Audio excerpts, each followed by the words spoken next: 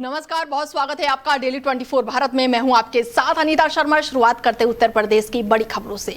और खबर यूपी के पीलीभीत से है, जहां पर विद्यालय में आयोजित चौपाल कार्यक्रम में राज्य मंत्री गन्ना विकास एवं चीनी उद्योग विभाग संजय सिंह गंगवार मुख्य अतिथि के रूप में शामिल हुए। और इस दौरान उन्होंने विद्यालय परिसर में खेल मैदान और विज्ञान पार्क भूमि का उद्घाटन किया। मंत्री ने कहा कि विज्ञान पार्क बच्चों में वैज्ञानिक सोच और शिक्षा के प्रति रुचि बढ़ाने में मदद करेगा।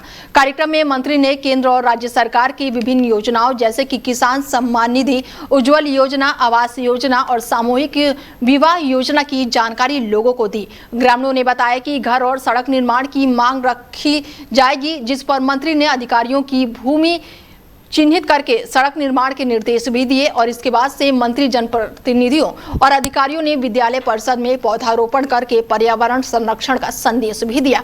एक पेड़ मां के नाम लगाने की अपील भी की। कार्यक्रम में माध्यमिक छात्र छात्राओं, प्रतियोगिता विजेता और साथ ही उत्कृष्ट कार्य करने वाले ग्राम प्रधान और सचिवों को सम्मानित भी किया गया। बांदा के देहात कोतवाली क्षेत्र में एक दिल दहला देने वाली घटना सामने आई है, जहां शराब के नशे में धुत बेटे ने अपनी ही मां की हत्या कर दी। बताया जा रहा है कि रविवार रात को पप्पू उर्फ राधाचरण अपनी बहन गुड़िया से रुपए मांग रहा था। रुपए न मिलने पर वो बहन से झगड़ा करने लगा। मां रामरती ने बेटे को बहन से झगड़ा करने से रोका तो गुस्से में आकर उसने मां को उठाकर फूलों की क्यारी के पास ईंटों पर सिर के बल पटक दिया। सिर में गंभीर चोट लगने से 75 साल की रामरती की मौके पर ही मौत हो गई। घटना के बाद से आरोपी बेटा मौके से फरार हो गया। सूचना मिलने पर पुलिस और फॉरेंसिक टीम मौके पर पहुंची है और जांच शुरू कर दी है। एएसपी शिवराज ने बताया कि आरोपी की तलाश में लगातार दबिश दी जा रही है और जल्दी उसे गिरफ्तार कर लिया जाएगा। जनपद बांदा के थाना कोतवाली देहात से सूचना प्राप्त हुई कि एक व्यक्ति जो कि शराब के नशे में था, वो अपनी मां से शराब के लिए पैसे मांगने के लिए बहस कर रहा था।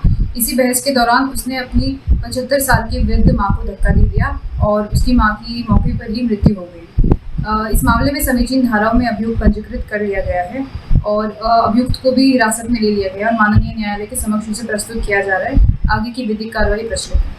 जनपद बांदा के थाना कोतवाली देहात से सूचना प्राप्त हुई कि एक व्यक्ति जो कि बदायूं के आलमपुर थाना क्षेत्र में फर्रुखाबाद रोड पर एक दर्दनाक सड़क हादसा हो गया, जिसमें ट्रक चालक की मौत हो गई।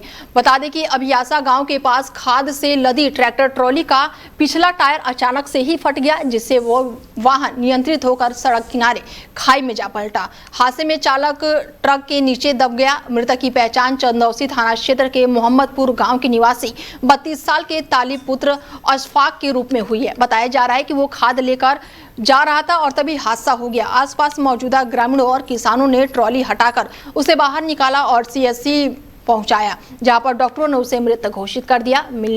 मौके पर पहुंची पुलिस ने ट्रैक्टर ट्रॉली को जब्त कर लिया और शव को पोस्टमार्टम के लिए भेज दिया है। शुरुआती जांच में हादसे की वजह टायर फटना बताया जा रहा है। इसके साथ ही परिवार में मातम पसरा हुआ है।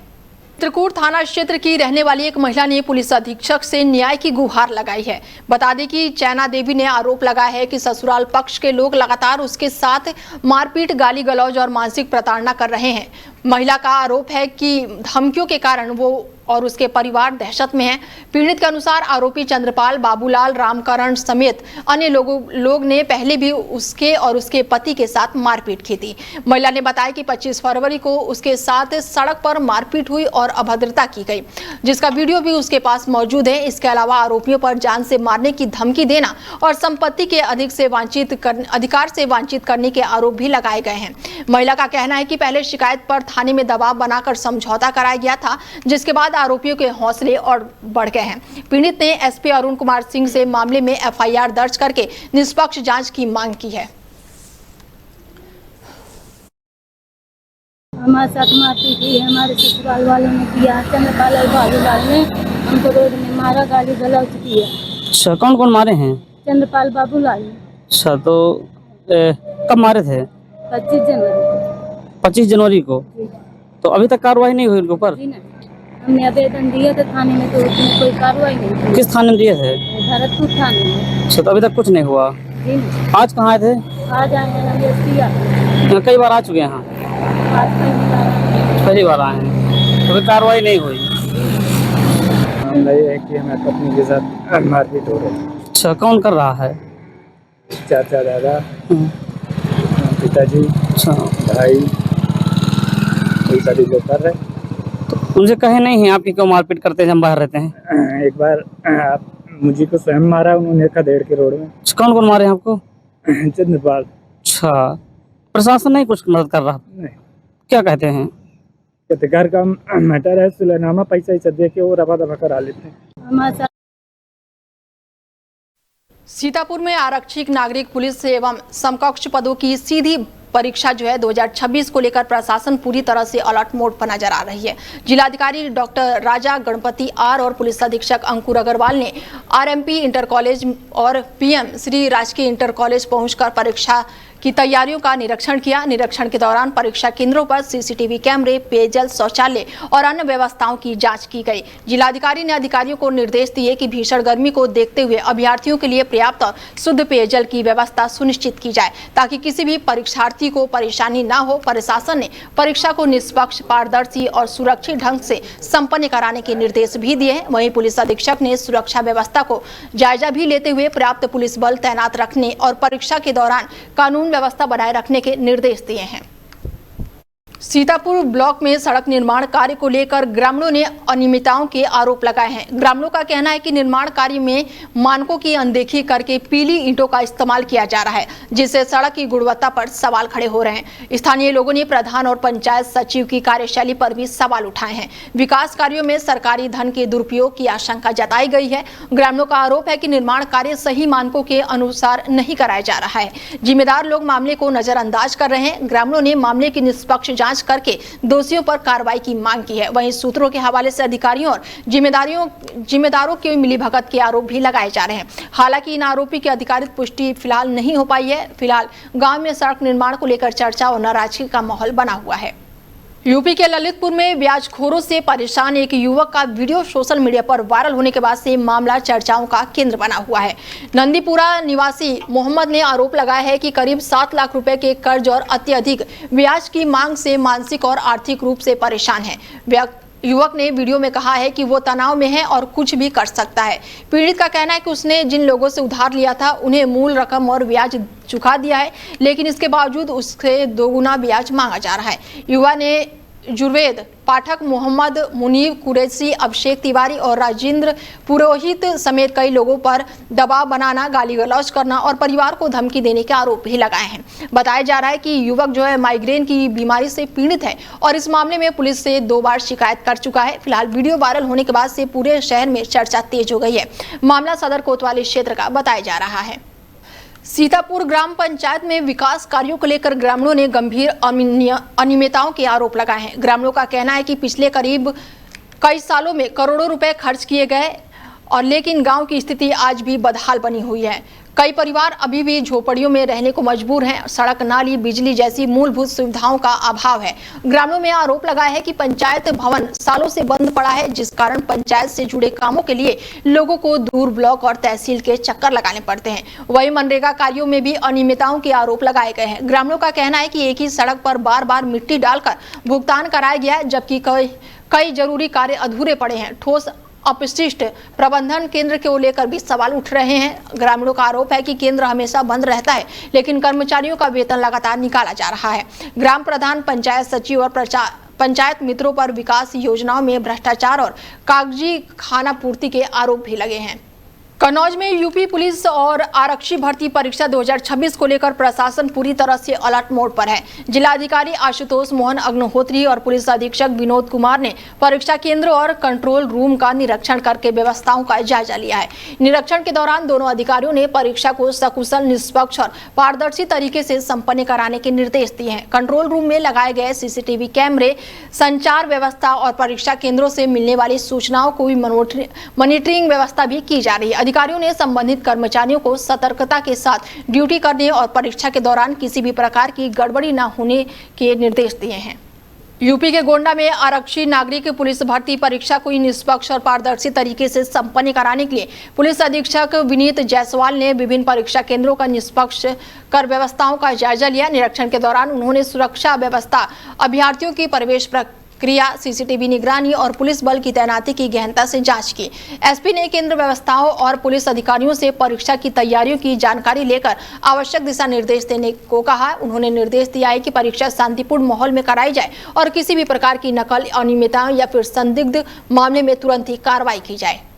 अमेठी के मोहनगंज थाना क्षेत्र में पूरे ठाकुर राम तिवारी गांव में एक युवक जो है वो संपर्दंश का शिकार हो गया है। घटना के बाद से परिजनों ने उसे तुरंत ही अस्पताल में भर्ती कराया। हालत गंभीर होने पर डॉक्टरों ने उसे रायबरेली जिला अस्पताल रेफर किया, जहां इमरजेंसी में उसका इलाज जारी है। बताया जा रहा है कि परिजन मृत सांप को लेकर अस्पताल लेकर पहुंचे, जिससे स्थिति और गंभीर हो गई। फिलहाल युवक की हालत पर डॉक्टरों की नजर बनी हुई है।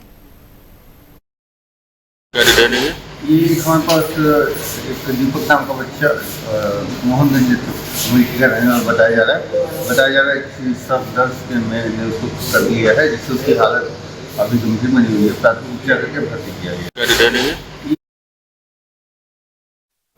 कन्नौज के NH 34 पर जसोदा राजकीय महिला पॉलिटेक्निक कॉलेज के सामने देर रात एक चलती कार अचानक से ही आग की चपेट में आ गई और धू-धू करके जल उठी। कार चालक ने सूझबूझ दिखाते हुए समय रहते वाहन से कूदकर अपनी जान बचाई। हालांकि इस दौरान वो घायल हो गया। घायल को नजदीकी अस्पताल में भर्ती कराया गया। घटना की सूचना मिलते ही पुलिस और फायर ब्रिगेड की टीम मौके पर पहुंची है और कड़ी मशक्कत के बाद आग पर किसी तरह काबू पाया गया। यूपी के बदायूं के हजरतपुर थाना क्षेत्र में 15 साल के किशोरी मोनी ने घर के बरामदे में फांसी लगाकर आत्महत्या कर ली। घटना के समय परिजन घर से बाहर गए हुए थे। वापस लौटने पर परिजनों ने किशोरी के फंदे पर लटका देखा, जिसके बाद में गांव में अफरा तफरी मच गई। पुलिस को सूचना दी गई। पुलिस ने मौके पर पहुंचकर शव को कब्जे में लेकर पोस्टमार्टम के लिए भेज दिया है। शुरुआती जाँच में मामला आत्महत्या का बताया जा रहा है। हालांकि पुलिस हर पहलू से जाँच कर रही है और घटना के बाद से पूरे गाँव में शोक का माहौल है। कहाँ के रहने वाले? क्या हुआ आपकी बेटे के साथ? फांसी लगाई घर में ही? क्या नाम था? रायबरेली में यूपी पुलिस भर्ती परीक्षा कड़ी सुरक्षा व्यवस्था के बीच शुरू हो गई है। परीक्षा 8, 9 और 10 जून को 2 पालियों में आयोजित की जा रही है। जिले में 11 परीक्षा केंद्र बनाए गए हैं, जहां पर प्रत्येक पाली में 3744 अभ्यर्थी परीक्षा दे रहे हैं। परीक्षा केंद्रों पर अभ्यर्थियों के आधार कार्ड जांच और संग तलाशी के बाद से प्रवेश दिया जा रहा है। अपर जिला अधिकारी सिद्धार्थ और अपर पुलिस अधीक्षक आलोक सिंह लगातार परीक्षा केंद्रों का निरीक्षण करके व्यवस्थाओं का जायजा ले रहे हैं। बस स्टैंड और रेलवे स्टेशन पर भी सुरक्षा के पुख्ते इंतजाम किए गए हैं। प्रशासन ने स्पष्ट किया है कि परीक्षा में नकल या फिर गड़बड़ी करने वालों के खिलाफ सख्त कानूनी कार्रवाई की जाएगी। परीक्षा चालू हो गई है, तो क्या दिशा निर्देश दिए गए? जनपद में कुल 11 सेंटर बनाए गए हैं, जिसमें 3744 अभ्यर्थी पार्टिसिपेट करेंगे और सभी जगह पर्याप्त सुरक्षा व्यवस्था और हमारे स्टैटिक मजिस्ट्रेट, सेक्टर मजिस्ट्रेट सभी राउंड पे है। रेलवे स्टेशन, बस स्टेशन सभी जगह फोर्स की पर्याप्त उपलब्धता है और बहुत ही पारदर्शिता के साथ और अच्छे से एग्जाम कंडक्ट कराएंगे हम लोग। परीक्षा कितनी होंगी? 3744। परीक्षा चालू हो गई है, तो क्या दिशा निर्देश दिए गए? लखनऊ में पुलिस भर्ती परीक्षा को लेकर सुरक्षा व्यवस्था पूरी तरह से अलर्ट मोड पर है। डीसीपी पश्चिमी कमलेश दीक्षित ने कई परीक्षा केंद्रों का निरीक्षण करके व्यवस्थाओं का जायजा लिया। निरीक्षण के दौरान पुलिस बल अपनी ड्यूटी पर मुस्तैद मिले हैं और अभ्यर्थियों का प्रवेश निर्धारित नियमों के अनुसार शांतिपूर्ण ढंग से कराया गया है। परीक्षा केंद्रों पर व्यापक सुरक्षा के इंतजाम किए गए हैं। संदिग्ध गतिविधियों पर कड़ी नजर रखने के बाद से निर्देश दिए गए हैं। पुलिसकर्मियों को अभ्यर्थियों के साथ सहयोगात्मक व्यवहार करने के भी निर्देश दिए गए हैं। प्रशासन ने परीक्षा को शांतिपूर्ण और निष्पक्ष तरीके से संपन्न कराने का दावा किया है। वहीं केंद्रों को आसपास कानून व्यवस्था और यातायात पर भी विशेष निगरानी रखने के लिए निर्देश दिए गए हैं। छपरौला दादरी औद्योगिक क्षेत्र की विभिन्न समस्याओं के समाधान को लेकर गौतम बुद्ध नगर के जिला अधिकारी मेधा रूपम ने संबंधित अधिकारियों के साथ समीक्षा बैठक की और जिला अधिकारी की अध्यक्षता में आयोजित इस बैठक में औद्योगिक क्षेत्र में जल भराव, जल निकासी, विद्युत आपूर्ति और अन्य बुनियादी समस्याओं पर विस्तार से चर्चा की गई। बैठक में छपरौला दादरी इंडस्ट्री एसोसिएशन के पदाधिकारी भी मौजूद रहे, जिन्होंने उद्योगों के सामने आ रही समस्याओं और उनसे जुड़े मुद्दों को प्रशासन के सामने रखा। जिलाधिकारी ने अधिकारियों को निर्देश दिया कि औद्योगिक क्षेत्रों में लंबे समय से लंबित समस्याओं का प्राथमिकता के आधार पर समाधान सुनिश्चित किया जाए। उन्होंने जल भराव और जल निकासी की समस्याओं के स्थानीय समाधान के लिए प्रभावित कार्य योजना तैयार करके विद्युत आपूर्ति व्यवस्था को बेहतर बनाने पर भी जोर दिया। वहीं नोएडा में सार्वजनिक जगहों पर शराब पीने वालों के खिलाफ पुलिस ने बड़ा अभियान चलाया है। पुलिस कमिश्नर लक्ष्मी सिंह के निर्देश में नोएडा जोन पुलिस द्वारा चलाए गए विशेष अभियान के तहत एक ही दिन में 501 लोगों के खिलाफ कार्रवाई की गई। पुलिस के अनुसार ये सभी लोग सार्वजनिक स्थानों पर शराब का सेवन करते हुए पाए गए हैं, जिसके बाद से उनके खिलाफ भारतीय न्याय संहिता यानी कि BNS की धारा 292 के तहत कार्रवाई की गई है। और ये अभियान DCP नोएडा साद मियां खान के ADCP मनीषा सिंह की निगरानी में चलाया गया है। पुलिस का कहना है कि सार्वजनिक जगहों पर शराब पीने से कानून व्यवस्था प्रभावित होती है और आम लोगों को असुविधा का सामना करना पड़ता है। इसी को देखते हुए लगातार विशेष अभियान चलाकर नियमों का उल्लंघन करने वालों के खिलाफ सख्त कानूनी कार्रवाई की गई। मुजफ्फरनगर में कांवड़ यात्रा से पहले एक बार फिर से होटल और ढाबों की पहचान को लेकर विवाद सामने आया है। मामला छपरा थाना क्षेत्र का बताया जा रहा है, जहां एक होटल पर अलग अलग नामों के इस्तेमाल को लेकर हंगामा हो गया। जानकारी के मुताबिक होटल पर किंग चिकन कॉर्नर और श्री बद्री विशाल समेत अलग अलग नाम लिखे होने के लेकर विवाद खड़ा हुआ है। आरोप है कि हिंदू रक्षा दल के कार्यकर्ताओं ने मौके पर पहुंचकर विरोध प्रदर्शन किया और होटल पर लगे बैनर फाड़ दिए हैं। होटल मालिक नरेश का कहना है कि उन्होंने अपने प्रतिष्ठा का एक हिस्सा आजाद नाम के व्यक्ति को किराए पर दिया हुआ था, जिसके चलते अलग नाम का बोर्ड लगाया गया था।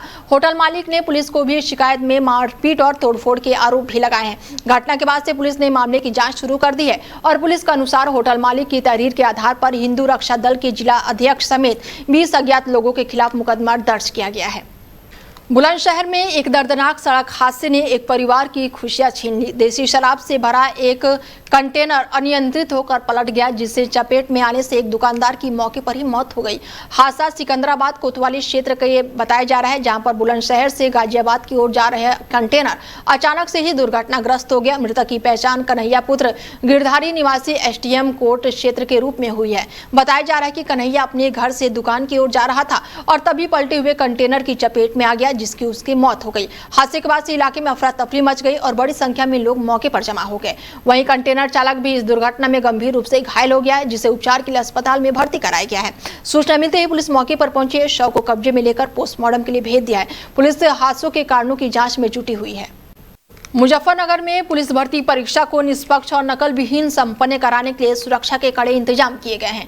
वरिष्ठ पुलिस अधीक्षक संजय वर्मा ने विभिन्न परीक्षा केंद्रों का निरीक्षण करके व्यवस्थाओं का जायजा लिया है और ड्यूटी पर तैनात पुलिसकर्मियों और कर्मचारियों को आवश्यक दिशा निर्देश दिए हैं। प्रशासन का कहना है कि परीक्षा को पूरी पारदर्शिता और सुरक्षा के साथ संपन्न कराने के लिए सभी केंद्रों पर विशेष निगरानी रखी जा रही है। वहीं परीक्षा ड्यूटी में लगे कर्मियों की सुविधा का भी विशेष ध्यान रखा गया है।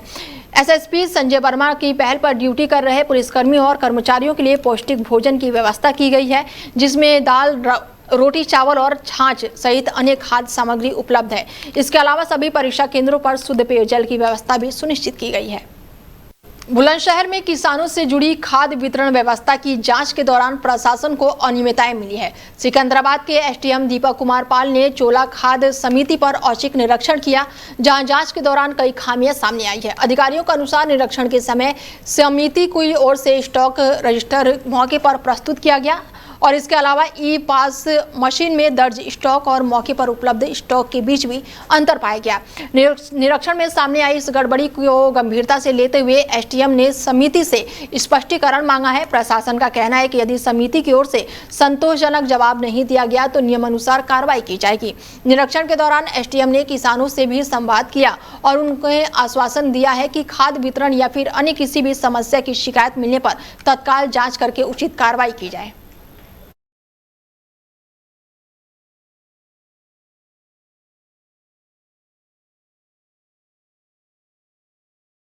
फिलहाल बुलेटिन में मेरे साथ इतना ही। दीजिए इजाजत, नमस्कार।